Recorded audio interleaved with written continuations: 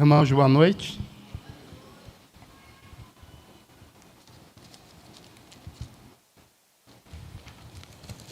Essa semana, esse mês, a nossa igreja tem como tema intimidade com Deus.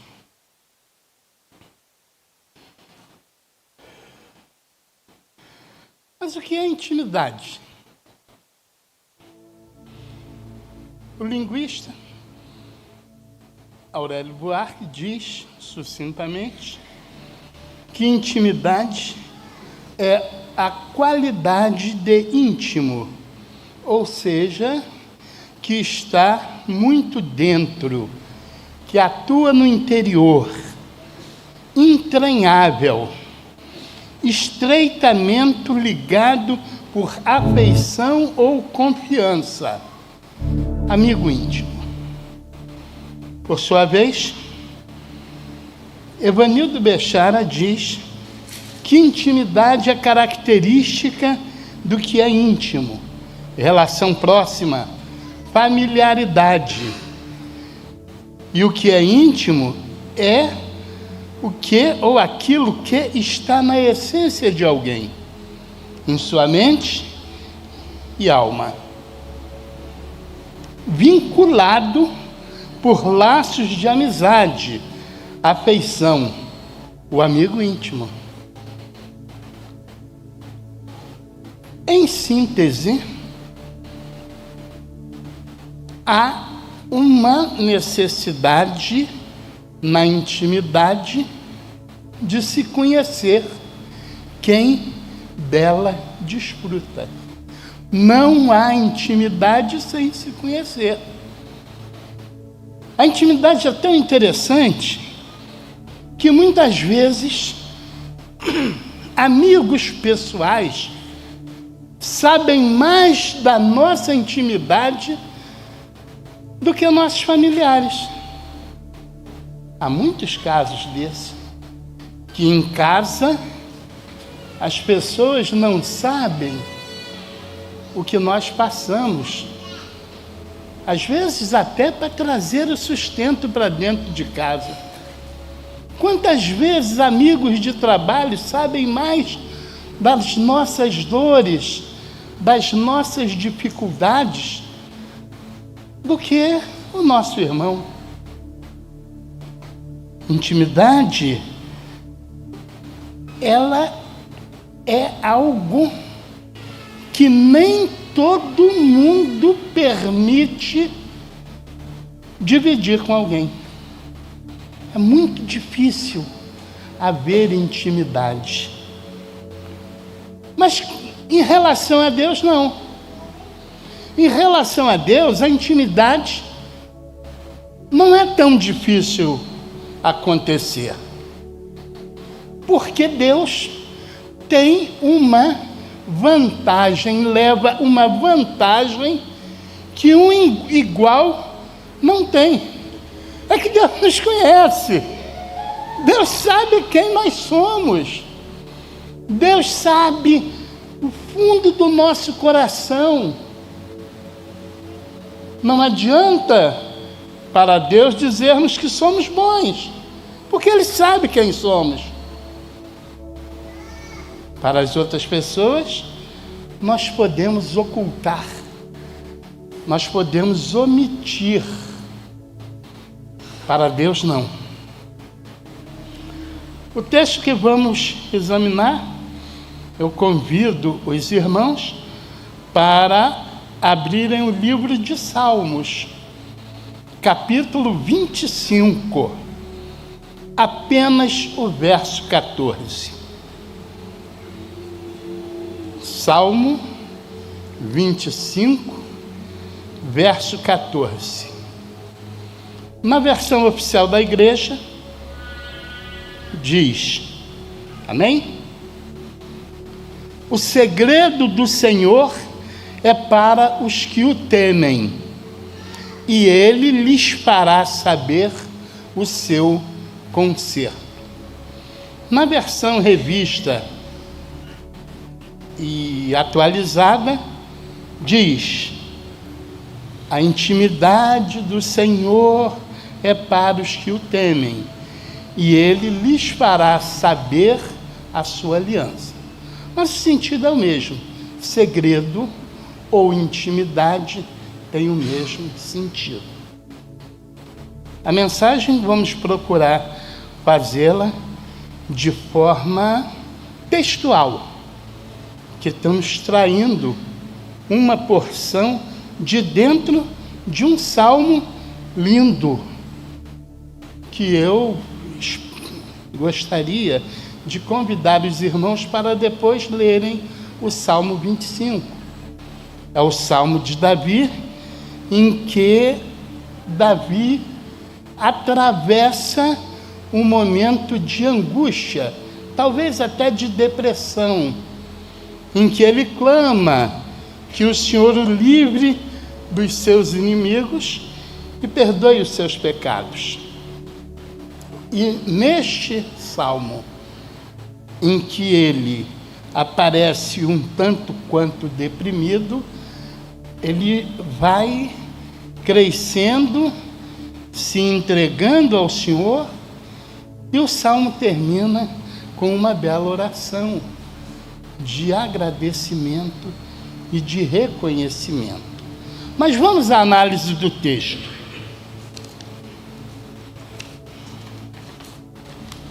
O salmista fala acerca da intimidade do Senhor.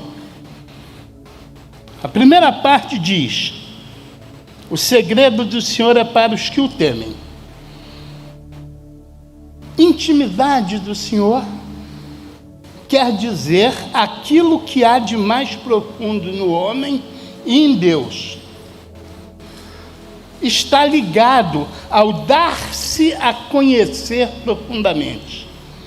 O próprio ser humano precisa querer dar-se a Deus, no mais profundo de si, porque Deus conhece o nosso íntimo, mas é preciso buscar uma amizade profunda com Deus, a ponto de falarmos, como Paulo falou aos Gálatas: já não sou eu quem vivo, mas é Cristo que vive em mim. Ser íntimo do Senhor é apresentar-se ou estar diante dele despojado de si mesmo. É desvelar-se, tirar as máscaras, esvaziar-se totalmente, apresentar-se como dependente unicamente dele, sair da hipocrisia para a transparência. Estar totalmente nu diante de Deus implica também em não ter vontade própria, assumir a vontade de Deus e não estar cheio de si. É difícil? É, mas é possível. Você, para ter intimidade com Deus, precisa se desnudar. Você precisa abrir o seu coração para Ele. O texto continua: é para os que o temem. Temor tem duas perspectivas que a Bíblia nos apresenta, dependendo da situação, quando faz sua aplicação. A primeira é a negativa, ou seja, a que denota medo, receio, repreensão. Adão, depois da desobediência, vendo sua nudez, teve medo do Senhor e escondeu-se. A segunda é positiva, que equivale a respeito. Fala-se em temor reverencial, que é uma situação em que alguém pratica algum ato em reverência a um poder maior. Muitas vezes nas relações humanas, ocorre o que se chama temor reverencial. A pessoa trabalha no mercado. O dono do mercado vende um produto vencido. Por temor reverencial, o empregado não diz: fulano, não compre, porque este produto está vencido. Por temor reverencial, ele está sob o poder do dono do mercado. Alguém chega e pergunta: e esse produto? Excelente qualidade, perfeitas condições de consumo. E a pessoa compra. Mas aqui o temor reverencial, em relação a Deus, ele tem uma característica. Ele não é um temor para você fazer o mal. Ao contrário, em temor reverencial a Deus, eu tenho que abandonar o pecado. Em temor reverencial a Deus, eu tenho que fazer o bem. Eu tenho que buscar harmonia. Eu tenho que buscar paz. Eu tenho que ser manso. Eu tenho que ser tolerante. Eu tenho que ser paciente. Só que para se ter este temor, sob esta perspectiva positiva, o crente, o cristão, ele tem que adotar certas posturas. A primeira delas, reconhecer a sua pecaminosidade, ou seja, saber-se indigno diante de Deus por causa do pecado. Se você teme a Deus, se você tem temor a Deus, você precisa reconhecer que você é pecador. Porque se você não se reconhece pecador, você é autônomo. Você não depende de Deus. Você não depende da cura de Deus. Se você não se acha doente, você não precisa de médico. Você tem que reconhecer a doença do pecado para que você possa ser tratado. Um dos aspectos do temor é reconhecer a sua pecaminosidade. O segundo aspecto é manifestar arrependimento do pecado. Só através do arrependimento o homem estará apto a ser limpo. Quem não se arrepende não é perdoado. É o arrependimento que vai fazer com que o homem se torne digno de estar na presença de Deus. Ele se arrepende verdadeiramente e Deus pega e o acolhe. Pedro se arrependeu e Deus o acolheu e lhe deu um papel de destaque na construção da Igreja de Cristo. O terceiro aspecto, entregar-se a Jesus, sujeitando-se ao seu senhorio. Essa sujeição exige que a pessoa abra mão do seu ser. O que é mais difícil? Você imagine você deixar de ser você para poder servir a Jesus. Quem é você? Eu sou de Jesus. Sim, mas o que você é? Eu não sei, Jesus que sabe. Jesus está me moldando segundo a vontade dele. Eu sou, a canção falou, eu sou o vaso, não o vaso que se quebra, porque quem vai quebrar o vaso é Cristo, porque Ele é o olheiro. Ainda que eu queira quebrar, não sou eu que quebro, e se eu quebrar não vai ter valor nenhum, porque é Cristo que tem que quebrar, porque é Ele que tem que moldar, segundo a vontade e o interesse e o desejo dele. Nós temos que estar submissos. E essa submissão é a entrega. Esses 3 momentos iniciais são difíceis na nossa caminhada cristã. Afinal, reconhecer que está vivendo de forma errada é traumático e é dramático também, porque ninguém admite seu erro com facilidade. Pega uma criança, faz uma bobagem, fala com a criança: eu não fiz. E se ela disser: eu vi você fazendo, mas por causa de... Foi o que aconteceu com Adão. Por que comeste, Adão? A mulher que tu me deste. Há um escapismo. Admitir que errou é difícil.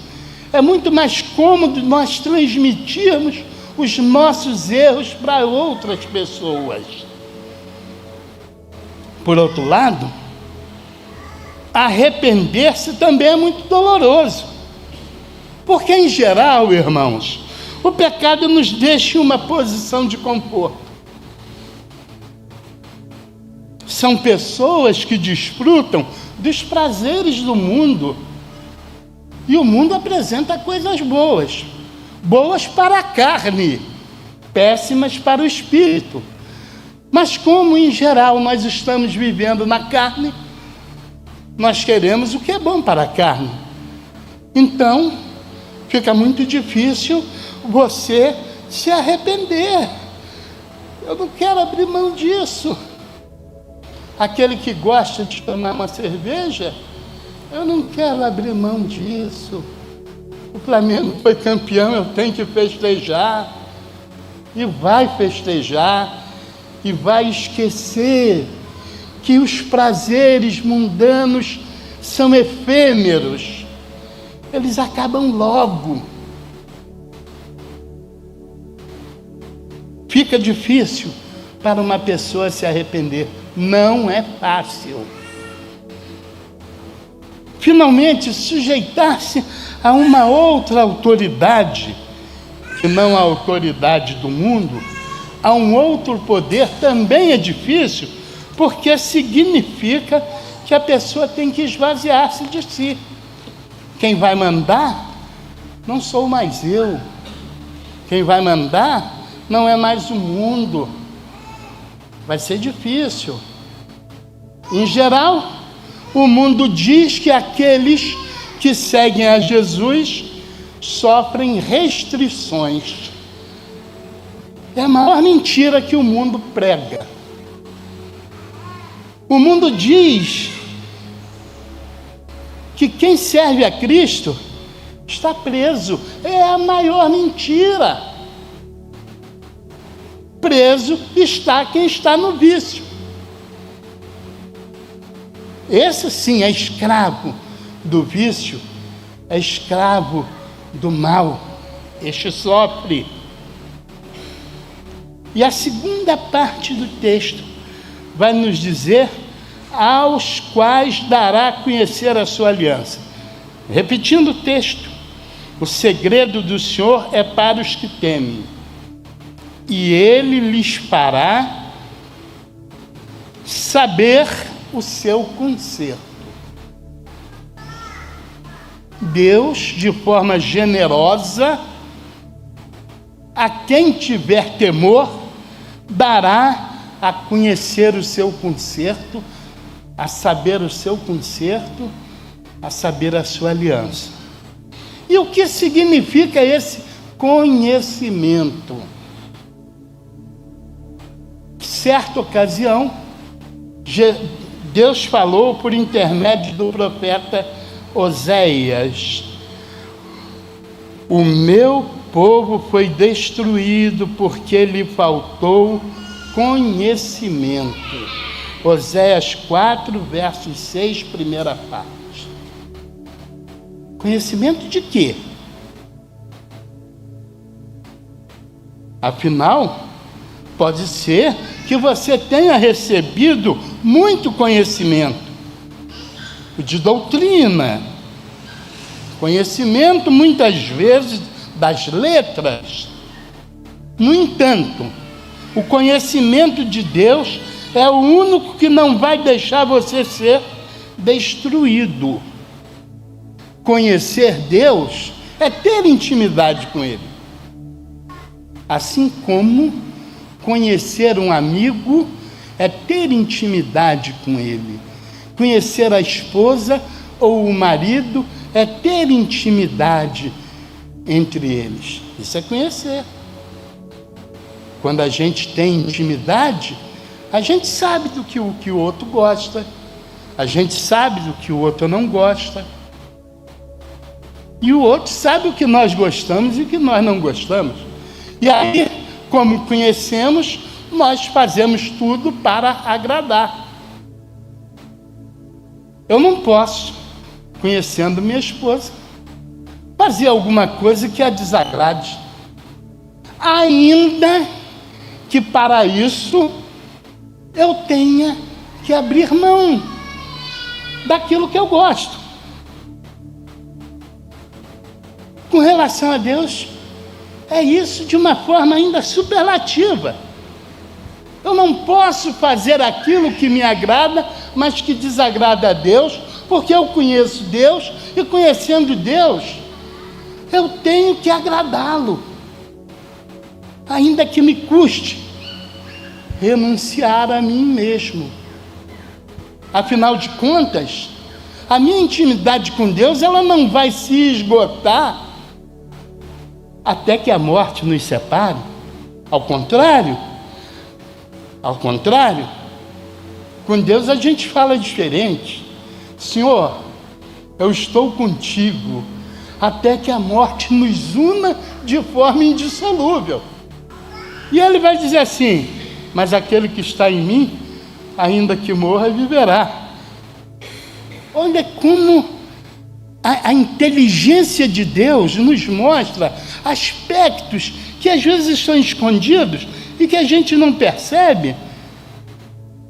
Mas com a minha esposa é até que a morte me separe, mas comigo, diz Deus, a morte terrena, física, é que vai nos unir, é que vai fazer você subir. E nós ambicionamos o céu, nós desejamos o céu, nós desejamos a eternidade.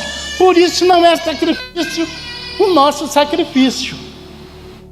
Conhecimento de Deus. Como conseguir este conhecimento? Novamente, nós temos que obedecer certas regras, certos princípios. Primeiro princípio: permitir o agir do Espírito Santo. Porque sozinho não conseguimos ter intimidade com Deus.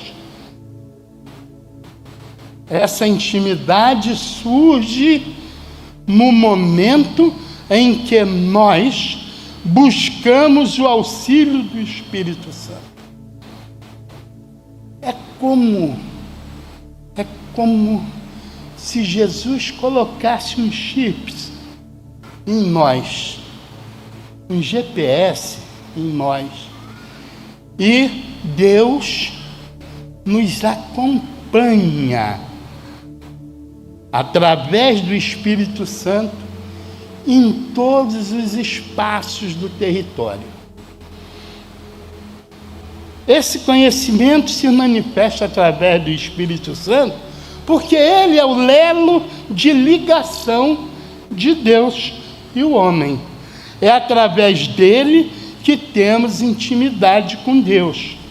Só teremos intimidade com Deus por meio do Espírito Santo, pois ele pode nos levar a uma plena comunhão de alma com Deus.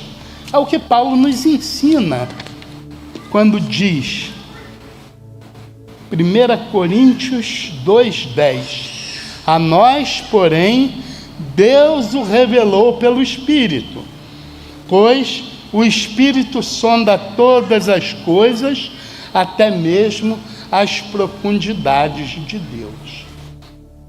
Primeiro aspecto: sem o Espírito Santo agir, impossível ter intimidade com Deus. O segundo aspecto, para que haja essa intimidade, dialogar com o Senhor. Deus gosta de dialogar com o homem.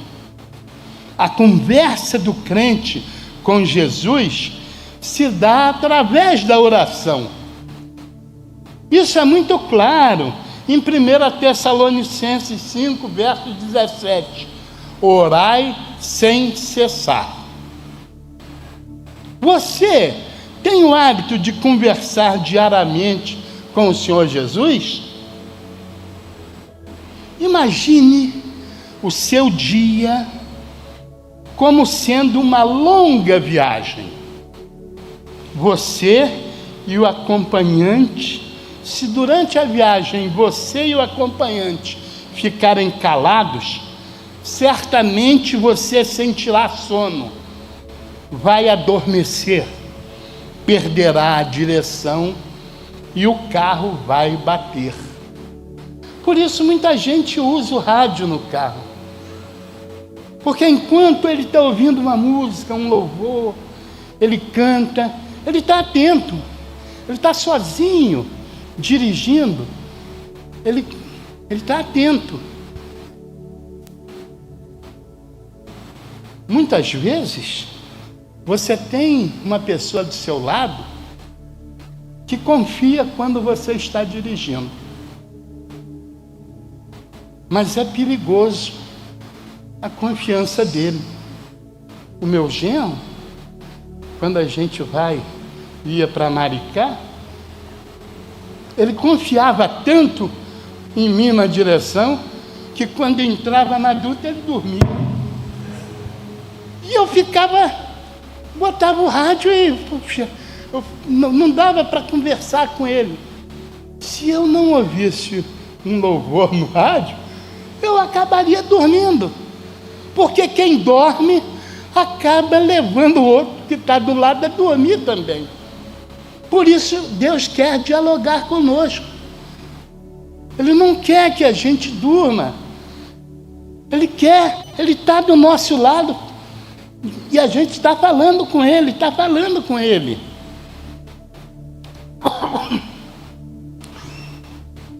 Mas muita gente diz assim, poxa, eu falo com Deus, mas eu não escuto a voz de Deus. É porque ele não presta atenção no que Deus está dizendo. Porque tudo que Deus quer falar conosco já está na Bíblia. A Bíblia tem todas as respostas de Deus para os nossos questionamentos. Deus já deixou tudo preparado, porque ele já sabia, em razão da presciência, ele sabia de antemão todas as respostas que nós precisaríamos conhecer. Você fala através da oração, mas escuta através da leitura da Bíblia. Isso não quer dizer que você dirigindo vai abrir a Bíblia, não, porque quantos textos bíblicos já temos guardado na memória e que é a resposta. Você está dirigindo, você vê texto que foi citado aqui pelo pastor. Eu sou o caminho, a verdade e a vida. É Deus falando contigo. Por onde eu vou, eu sou o caminho, a verdade e a vida. É Deus falando. Ai, eu estou meio triste. Vem cá, Senhor, eu estou meio triste. Não fique. Alegrai-vos. Alegrai-vos no Senhor. Quantos versículos que são palavras de Deus nós conhecemos e podemos mentalizar. Isto é manter um diálogo com Deus. Agora, lógico, quando você quer aprofundar esse diálogo, aí você tira um tempo para ler a Bíblia, para pesquisar, para questionar outros problemas, para ter respostas. E aí a gente chega à conclusão que intimidade tem que ter conversa. Intimidade sem conversa não é intimidade. Depois vem o terceiro aspecto: submeter-se ao Senhor. Se você quer ter intimidade, você tem que se submeter à autoridade do Senhor. O Senhor Jesus contou a parábola do pai que disse ao filho para ele ir trabalhar na vinha. Ele respondeu: não quero. Mas depois mudou de ideia e foi. Deu a mesma ordem ao segundo, que disse: sim, Senhor, mas não foi. E Jesus pergunta: qual dos dois fez a vontade do Pai? Ao que responderam: o primeiro. Muitas vezes, no primeiro momento, nós falamos: ah, Senhor, não quero fazer isso não. Mas depois, algum tempo depois, nós percebemos que era muito melhor fazer aquilo que o Pai pediu e fazemos. Mas muitas vezes também nós somos negligentes. O Senhor diz à igreja, através daquele que Ele conduziu, nomeou para conduzir o rebanho, e o condutor do rebanho diz assim: vamos ler a Bíblia o ano todo? O mundo, a grande maioria, levanta a mão. Mas no meio do caminho parou. É igual o segundo. Disse: sim, Senhor, vamos ler a Bíblia o ano todo. Mas 2 meses depois, 1 mês depois, 1 semana depois, 3 dias depois, 2 dias depois, não vai dar para ler, e deixa, e o tempo passou. Mas aquele que às vezes não levantou a mão, leu a Bíblia o ano todo. Veja, o obedecer, o submeter-se a Deus, como é interessante. Às vezes a gente tem uma disposição de fazer e não faz, e a gente tem uma disposição de não fazer e faz. Se você quer ter intimidade com Deus, você precisa ser submisso a Ele, como Jesus foi submisso ao Pai. Porque Ele, achando-se na forma de homem, humilhou-se a si mesmo, sendo obediente até a morte, e morte de cruz. É o que nos fala Filipenses 2, verso 8. Jesus, certa ocasião, afirmou que a minha comida é fazer a vontade daquele que me enviou e realizar sua obra. João 4, versos 34. Sem submissão não há conexão. Temos que ser submissos. Temos que buscar submissão. É difícil? É. Nada disso aqui é fácil, não. Mas vale a pena tentarmos. Uma vez que nós conseguimos ter intimidade com Deus, Ele nos faz conhecer o seu concerto, a sua aliança. A Bíblia relata que no passado, Deus fez várias alianças com os homens, incluindo as alianças com Noé, Abraão, com o povo, entre outras. Mas a maior de todas as alianças é a aliança da salvação em Jesus Cristo. A aliança com Jesus acontece por meio de uma entrega sacrificial na cruz do Calvário. Trata-se de uma aliança firmada no sangue do Cordeiro. Como proclamou João Batista, eis o Cordeiro de Deus que tira o pecado do mundo. João 1, versos 29. Tudo isso só foi possível por graça de Deus.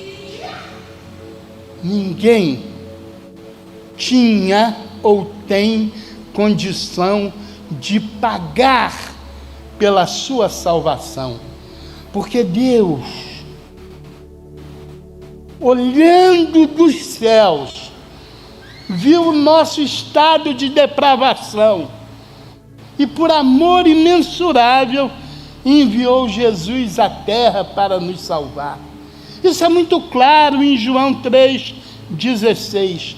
Não há dúvida nenhuma, porque Deus amou o mundo de tal maneira que deu seu Filho unigênito, para que todo aquele que nele crê não pereça, mas tenha vida eterna. A salvação é impagável. Não há dinheiro que seja capaz de comprá-la. Até porque ela já foi comprada por Jesus com o seu sangue. E Ele pede tão pouco de nós para nos dar a salvação, tão pouco, apenas que nós o aceitemos. João 1,14 fala de uma forma, pode colocar, por favor? João 1, verso 14.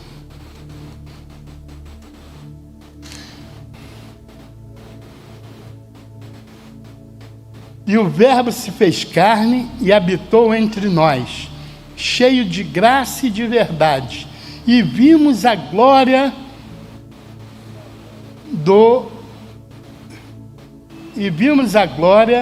como do unigênito de Deus. Mas não é esse que eu me referia, esse era o 14, mas diz, é o 12, 11:12, veio para o que era seu, e os seus não receberam, mas a todos quantos o receberam, deu-lhes o poder de serem feitos filhos de Deus, aos que creem no seu nome, os quais não nasceram do sangue, nem da vontade da carne, nem da vontade do varão, mas de Deus. Nós erramos, nós pecamos, nós vacilamos, nós caímos, mas ainda assim, o amor e a misericórdia de Deus é tão imensurável, é tão enorme, é tão inexplicável,